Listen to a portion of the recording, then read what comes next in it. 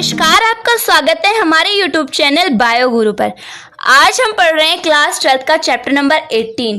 Chapter का नाम था तेल, रेशे, मसाले व औषधीय पादप।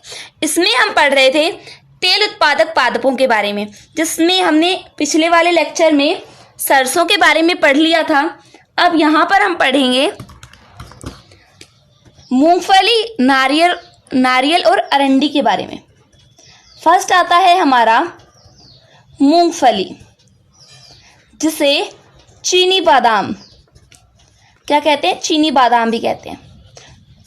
और यदि अभी तक आपने हमारे YouTube चैनल बायो गुरु को सब्सक्राइब नहीं किया है तो चैनल को सब्सक्राइब करें, वीडियो को लाइक और शेयर जरूर करें। तो चलिए स्टार्ट करते हैं। मूंगफली या चीनी बादाम, इसका जो वानस्पतिक नाम है, इसका वानस्पतिक नाम है एरिकिस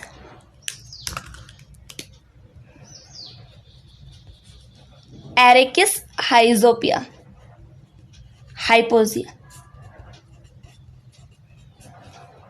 क्या है? एरिकिस हाइपोजिया। और इसका जो कुल है, यानी कौन से कुल की है, वो है फेबेसी कुल। ये फेबेसी कुल क्या होता है? क्लास 11th में आपने अच्छे से पढ़ा था। इसमें उपकुल कौन सा है? उपकुल है इसका पेप्लियोनेटी कुल। और अब आपको पता है हम पढ़ रहे तेल उत्पादक पादप, तो जो मूंगफली है, ग्राउंड नट है, उसके हम किस भाग से तेल निकालते हैं? तो यानी तेल हेतु या तेल के लिए उपयोगी पादप भाग कौन सा भाग है, जिससे हम मूंगफली का वह कौन सा भाग है जिससे हम तेल प्राप्त करते हैं? तो वो है इसका बीज, यानी कि मूंगफली के दाने होते हैं, उनसे हम क्या प्राप्त करते हैं? मूंगफली का तेल प्राप्त करते हैं। अब इसी में नेक्स्ट आता है हमारा, कुछ पॉइंट्स थे ये, इसी में नेक्स्ट है इसकी उत्पत्ति कहाँ हुई, वह उत्पादक देश कौन कौन से हैं?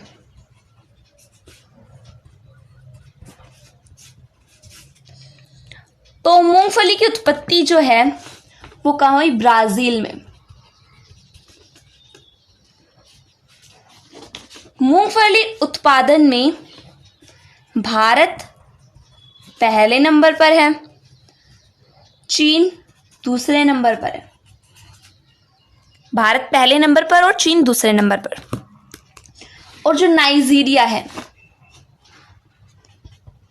नाइजीरिया ये मूंगफली का सबसे बड़ा निर्यातक है, यानी कि ये मूंगफली को सबसे ज्यादा दूसरे देशों में निर्यात करवाता है, इनका पहुंचाता है दूसरे देशों में, निर्यात करवाता है। और जो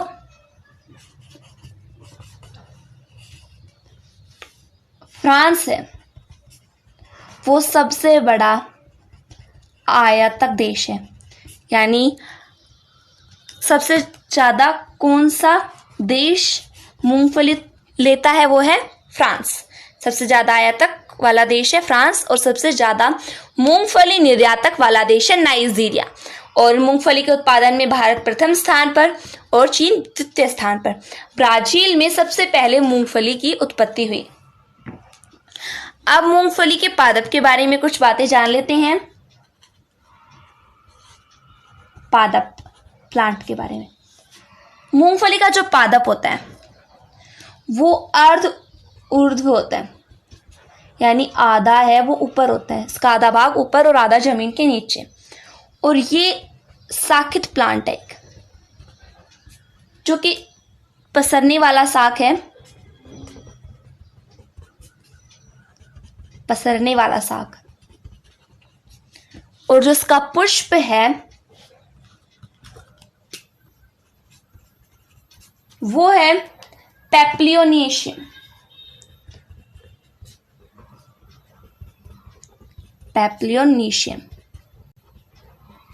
इसका कैसे पुष्प आते हैं? इसके पेप्लोनेशियन प्रकार के पुष्प तने के धनात्मक गुरुत्वानुवर्ती फलाधार पर विकसित होते हैं। जो तना होता है या स्टेम कहते हैं, इसके धनात्मक गुरुत्वानुवर्ती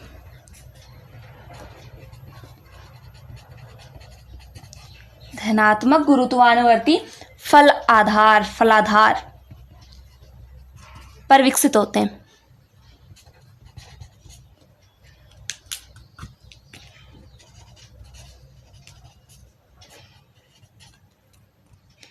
परागण के बाद, जिसके परागण होता है उसके बाद जो फलाधार होते हैं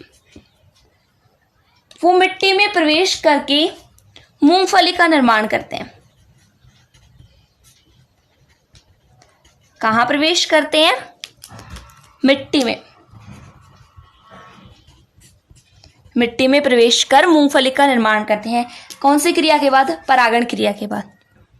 इस तरीके से इसके जो फल होंगे, यानी कि मूंगफली का जो फल हुआ वो होगा अंतःभूमिक फल। फल कैसा है? अंतःभूमिक फल।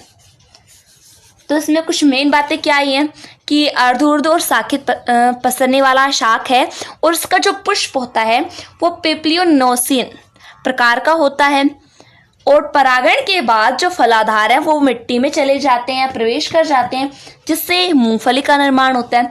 इस तरीके से जो मूंगफली का फल बना है वो कैसा है?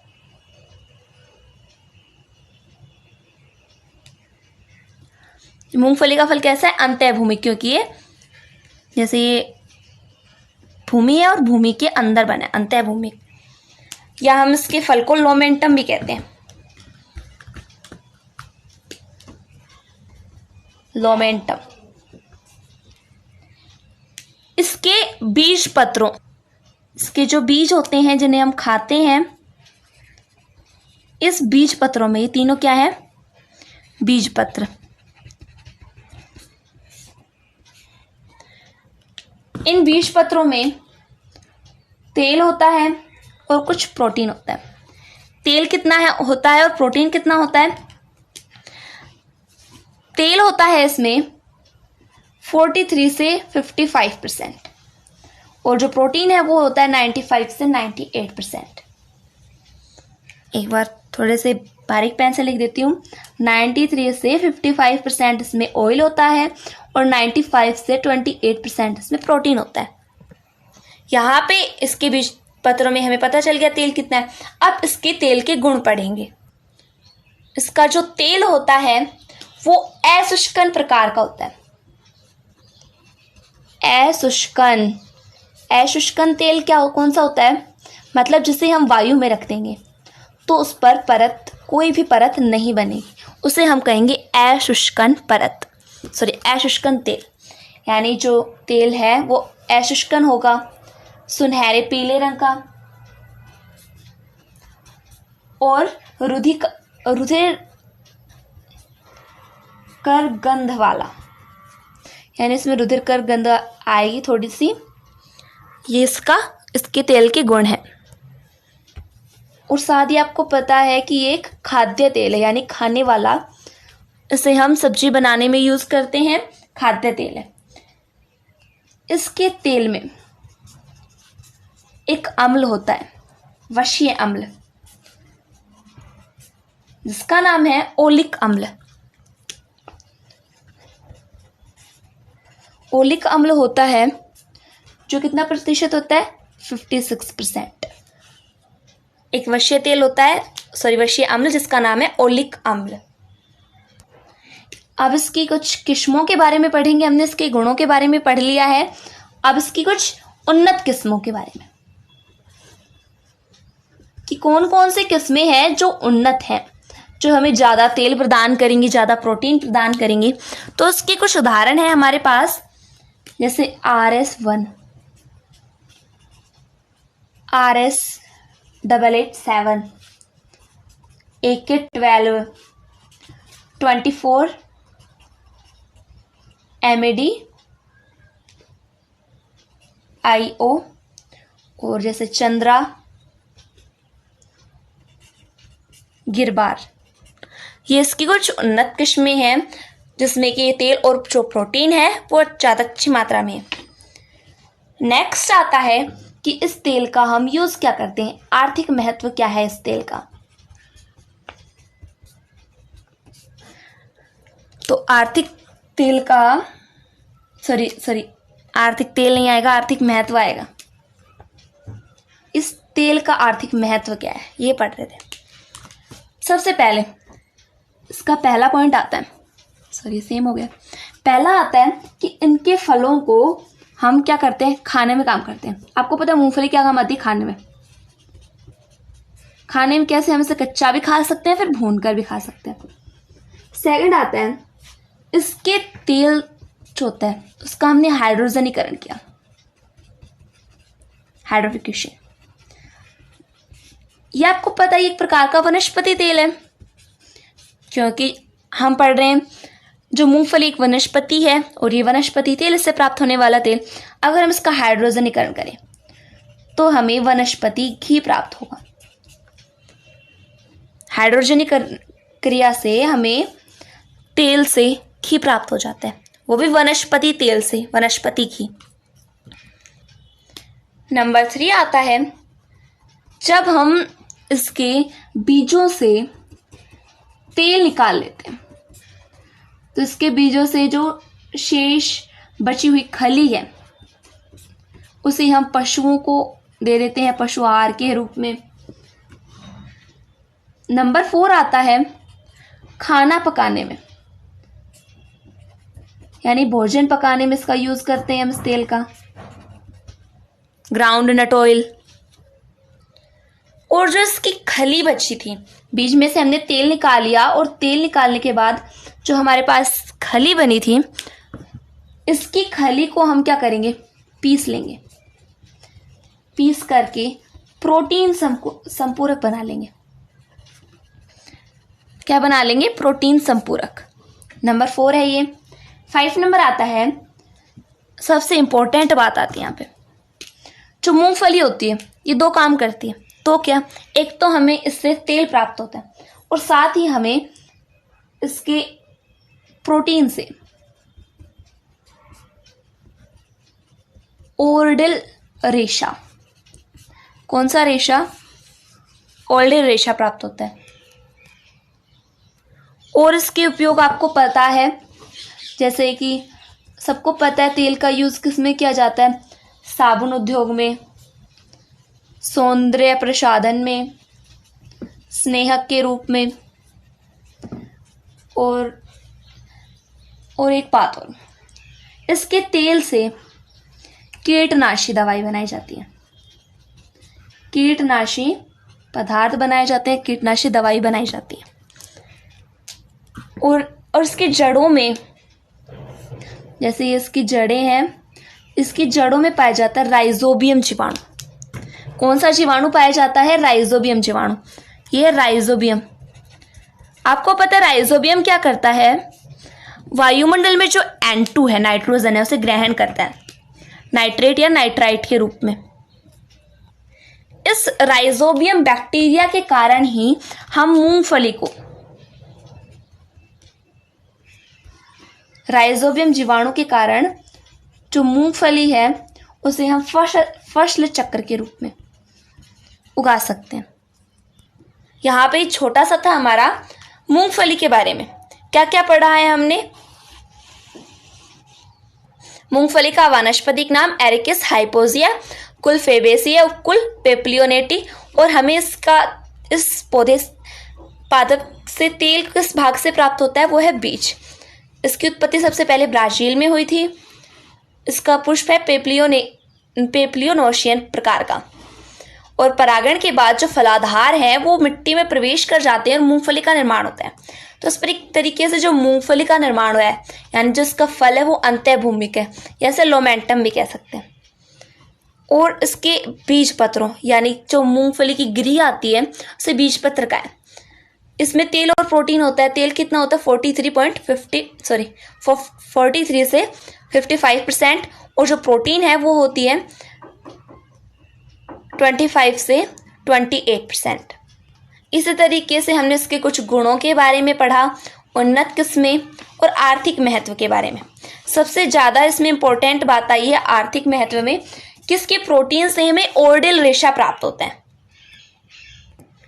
नेक्स्ट हमारा आता है नारियल, जैसे श्रीफल भी कहते हैं। इसका वानस्पतिक नाम, दूसरा पेन लेना पड़ेगा, कुल, उपकुल, और इसका जो जिससे हमें तेल प्राप्त होता है वो उपयोगी पादप भाग।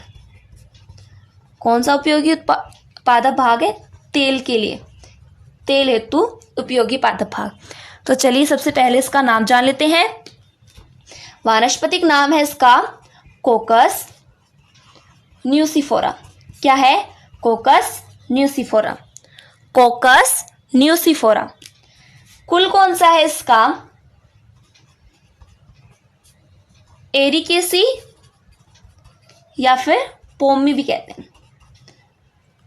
और इसका उपकुल नहीं दिया हुआ है हमारे सिलेबस में।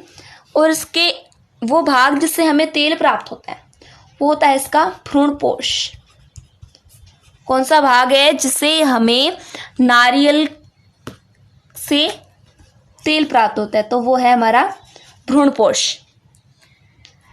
इसी तरीके से इसमें भी हम उत्पत्ति और उत्पादक देश के बारे में पढ़ेंगे।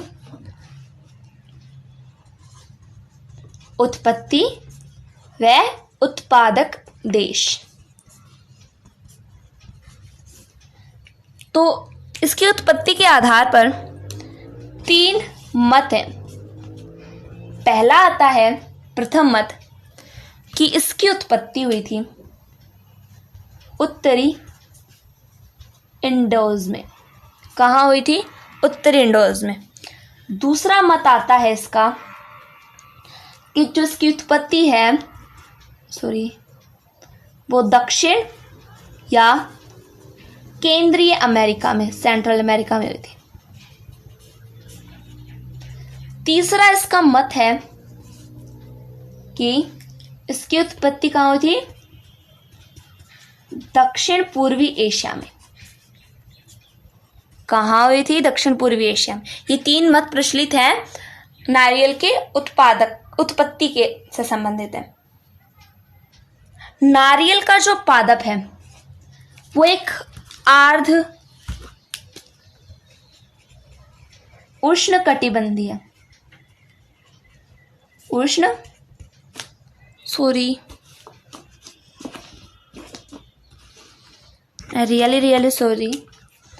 कैसा पादप है? ये अर्ध उष्णकटिबंधीय पादप है जिसे हम इंडोनेशिया में, फिलीपींस में, तंजानिया में, इंडिया में, केनिया में, कई देशों में उगाया जाता है। इसमें पहला स्थान किसका आता है? इंडोनेशिया का पहला स्थान है, फिलीपींस का दूसरा है और हमारे इंडिया का 3rd नंबर है। कौन सा नंबर है? 3rd number. भारत में सबसे ज्यादा कहाँ उगता है? केरल में। केरल में सबसे ज्यादा नारियल उगाया जाता है। 3rd। इसी तरीके से इसमें और कुछ बातें भी आती हैं पादप के बारे में। हमने बताया था ऊपर की अर्ध उष्णकटिबंधीय, इसके साथ ही हम आपको कुछ और जानकारी बताएंगे। इसे हम अद्भुत पादप भी कहते हैं। क्या कहते हैं? अद्भुत पादप। इसका कारण क्या है, क्यों हम इसे अद्भुत पादप कहते हैं? इसका कारण देखिए अब कि जो नारियल का वंश है, नारियल का वंश कोकस वंश है, कोकस। इस कोकस शब्द की उत्पत्ति पुर्तगाली शब्द है। ये इसकी उत्पत्ति कहाँ से हुई? पुर्तगाल के कोक शब्द से, जिसका मतलब होता है थोड़ा फनी मतलब है इसका बंदर, यानी कि नारियल का जो फल होता है वो बंदर के सिर के समान होता है। इस कारण से और साथ ही इस फल, ये जो नारियल है ये सभी तरीके से हम मानवों के लिए उपयोगी है। इस कारण से इसे हमने अद्भुत पादप कहा है। इसकी हाइट होती है, यानी ये कितना लंबा होता है, 10 से 24 मीटर लंबा। अशाखित, अशाखित मतलब क्या होता है आपको पता है? अशाखित का मतलब क्या होता है, यानी कि एकदम स्ट्रेट होता है और इस तरीके से इसके पत्तियां लगी होती हैं, यानी कोई भी अन्य शाखा नहीं होती है। इसे हम कहेंगे अशाखित, यानी कोई शाखा नहीं है। और आपको पता है जो इसका तना है उसमें कुछ इस तरीके के निशान होते हैं, यानी कुछ पर्ण चिन्ह होते हैं, पत्तियों के चिन्ह होते हैं। थोड़ा थोड़ा बढ़ेगा तो टूटती चली जाती है और इसके शीर्ष पर पत्तियां होती हैं। इस तरीके से होता है नारियल का पेड़।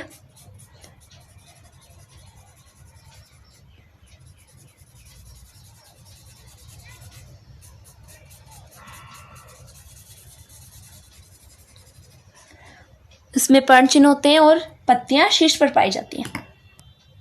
और जो इसका पुष्प क्रम होता है, यानी पुष्प के लगने का क्रम, वो होता है इसका स्पेडिक्स। कैसा होता है? स्पेडिक्स प्रकार का, सॉरी स्पेडिक्स। स्पेडिक्स मतलब कि ये एकदम स्पाइक के समान होता है। स्पाइक कैसा होता है कि लंबे पुष्पक्रम और वो भी अक्ष पर होंगे, लंबे लंबे पुष्पक्रम होंगे अक्ष पर, और वो भी अवृंत, यानी कि इसमें व्रंत नहीं पाया जाएगा।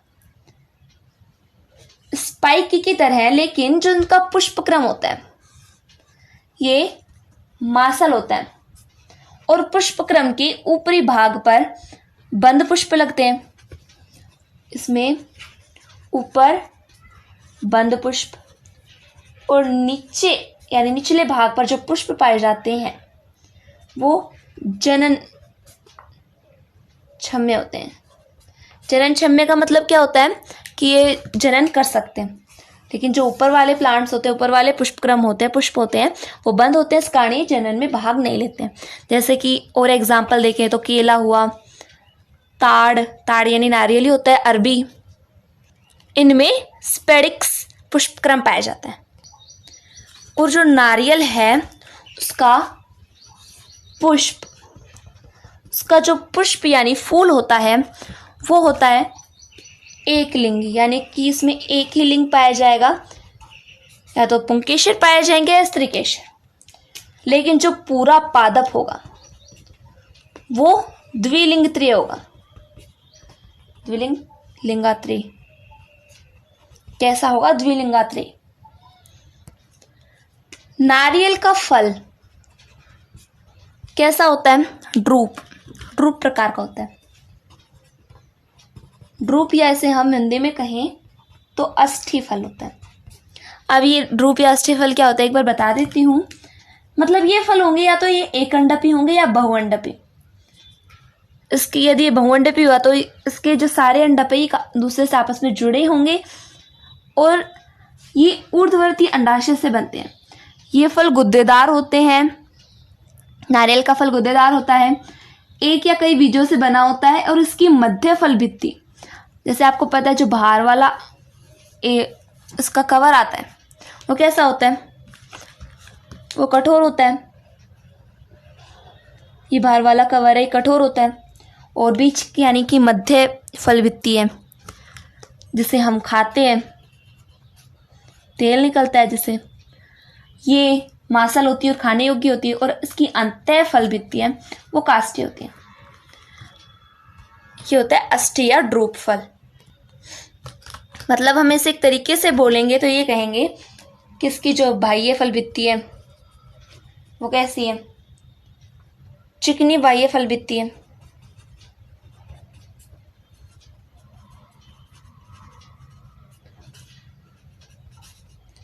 और जो मध्य की है वो कैसी है? रेशे में फल भित्ति।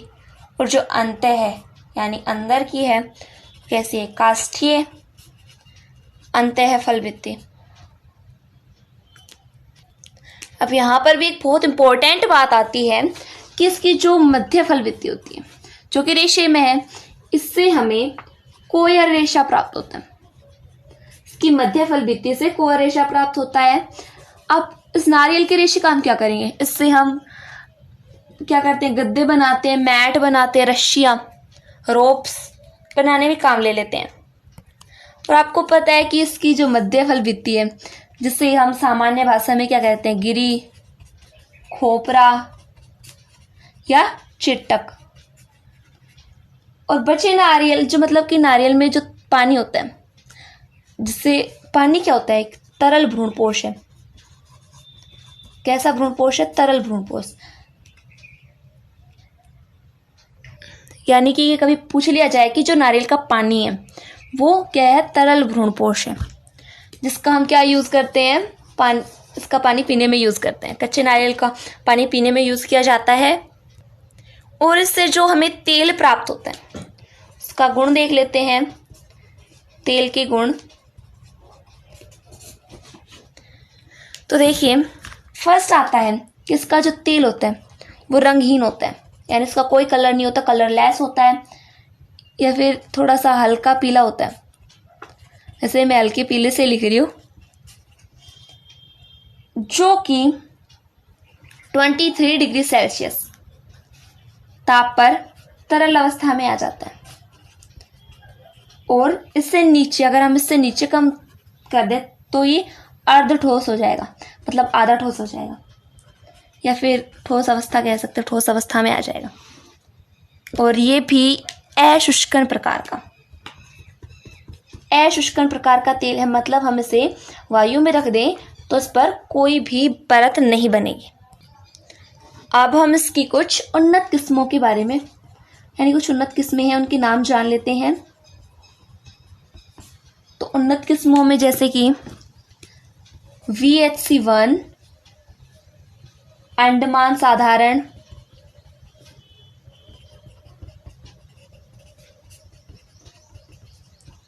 आनंद गंगा, कितने अच्छे अच्छे नाम है, आप देख सकते हो। चंद्र लक्ष्य, ये कुछ इसकी उन्नत किस्में।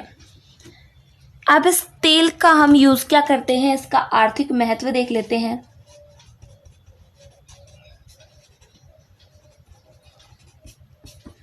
तो फर्स्ट आता है इसमें कि इसका आपको पता है, इसके तेल का यूज हम खाना बनाने में यूज करते हैं। और इसका जो तरल भ्रूणपोष है, सेकंड करके लिख देती हूँ, तरल भ्रूणपोष, यानी इसका जो पानी कह सकते हैं, इससे कई प्रकार की सामग्रियां बनाई जाती हैं। और इसका फल आपने देखा ही होगा, कोई भी शुभ काम करते हैं उससे पहले नारियल को फोड़ा जाता है। इसका धार्मिक और सांस्कृतिक और कई वैवाहिक कार्यक्रमों में भी काम आता है। और थर्ड इसकी बात आती है कि तेल निकालने के बाद जो खली बनेगी उसका हम यूज क्या करेंगे? पशुओं को डाल देंगे, पशुहार के रूप में। और इसका जो पुष्पक्रम,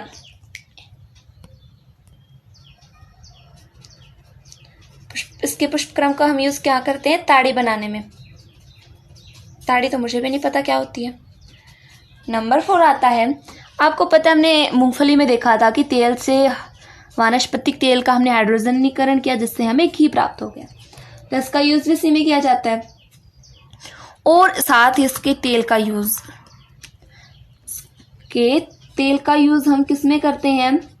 बालों में लगाने में, यानी केश तेल में यूज करते हैं। और कई जैसे कि ब्यूटी प्रोडक्ट्स, यानी सौंदर्य प्रसाधन कह सकते हैं, उनमें बनाने में यूज करते हैं। और जो इसका तना होता है, उसके तने से हम बल्लियां बनाते हैं। बल्लियां क्या काम आती है? घर बनाने में यूज आती हैं। और पत्ती है इसकी पत्ती से हम छत बना सकते हैं। तो ये कुछ थे इसकी आर्थिक महत्व खाना बनाने में। और इसका भ्रूणपोष से हम उसका कुछ अन्य सामग्री बनाने में यूज़ कर लेते हैं। इसके फल से तेल निकालने के बाद खली बन जाती है, जिसे हम पशुओं को डाल देते हैं। पुष्पक्रम से ताड़ी बना लेते हैं।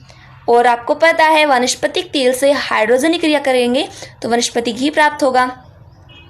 और सबसे इम्पोर्टेंट बात है कि इसका तेल हम बालों में भी लगाते हैं और कुछ सौंदर्य प्रसाधन में भी यूज़ कर लेते हैं। तने बल्लियाँ बनाने में और पत्तियाँ छत बनाने में यूज़ की जाती हैं। और इसका वानस्पतिक नाम क्या है? कोकस न्यूसिफोरा। कोकस न्यूसिफोरा। तेल उत्पादक पादपों का लास्ट है हमारा अरंडी। इसका वानस्पतिक नाम है रिसिनस कॉम्युनिस। ये कॉम्युनिस है, ये गलती से लग गया डैश। इसका कुल है यूफॉर्बिएसी। और हम कि किस भाग से तेल प्राप्त करते हैं तो वो है भ्रूणपोष। यानी कि हम अरंडी का तेल किस भाग से निकालते हैं? उसके भ्रूणपोष से। और नारियल का तेल भी हम उसके भ्रूणपोष से निकालते हैं। तो अब इसकी उत्पत्ति कहाँ हुई और उत्पादक कौन कौन से देशों में होता है? उत्पादक देश। इसकी उत्पत्ति भारत और उत्तरी अफ्रीका में हुई। इंडिया व नॉर्थ कोरिया, उत्तरी कोरिया। यह उष्णकटिबंधीय और उप उष्णकटिबंधीय पौधा है, जिसे हम ब्राज़ील में, भारत में, रूस में, अर्जेंटीना, कई देशों में इसे उगाया जाता है। हम इंडिया के हैं तो हम इंडिया ही देख लेते हैं। इंडिया में से आंध्र प्रदेश यानी एपी लिख दे रही हूँ, कर्नाटक में, मोदी जी के गुजरात में, एमपी और हमारे राजस्थान में उगाया जाता है। राजस्थान में कहाँ? सिरोही जिले में सबसे ज़्यादा कहाँ होता है इसका उत्पादन? सिरोही जिला में, राजस्थान के सिरोही जिले में। अब इसके पादप के बारे में कुछ बातें देख लेते हैं।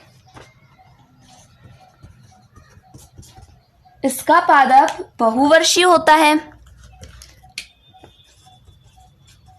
यानी बहुत वर्षों तक रहता है और सदा हरा भरा रहता है। यानी हम इसे एक वर्ड देते हैं, सदा हरित। और ये थोड़ा छोटा ही वृक्ष होता है, ज़्यादा बड़ा नहीं होता है, नारियल की तरह इतना लंबा छोटा सा ही वृक्ष होता है।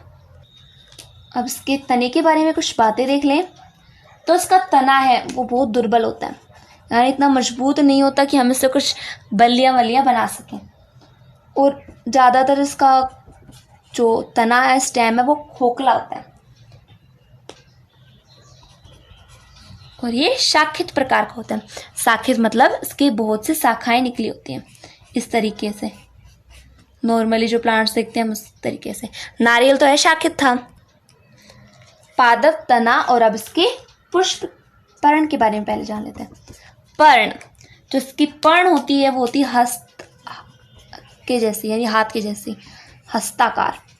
इसमें जालिकावत शिराविन्यास पाया जाता है। जालिकावत शिराविन्यास क्या होता है? क्लास 11th में पढ़ा था आपने कि यानी जो लीफ होगी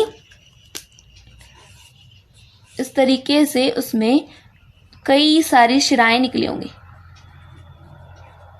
इस तरीके से। यहाँ मतलब कोई मुख्य शिरा नहीं होगी, ऐसे होता है जालिकावत शिराविन्यास। अब इसके पुष्प के बारे में कुछ बातें देख लेते हैं।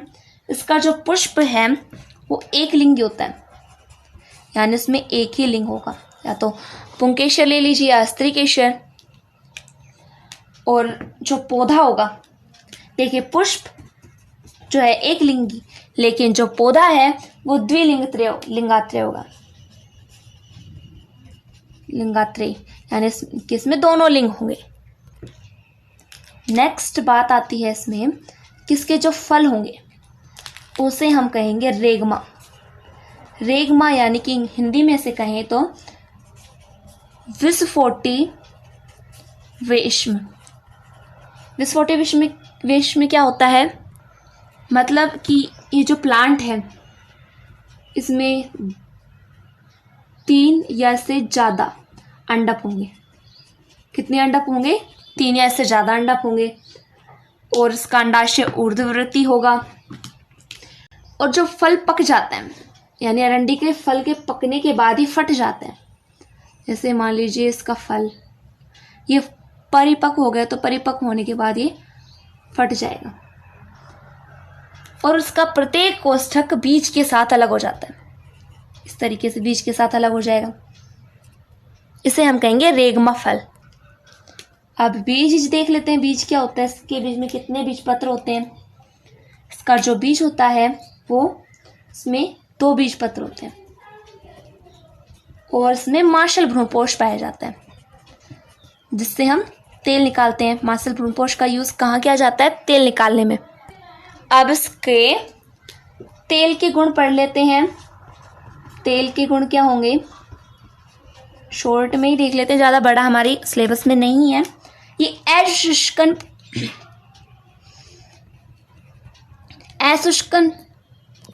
Sorry for disturbance. तेल कैसा होता है, अशुष्कन। अशुष्कन मतलब इसे हम वायु में रख देंगे तो इस पर कोई परत नहीं बनेगी और ये रंगहीन कार्बनिक विलायकों में विलय होता है।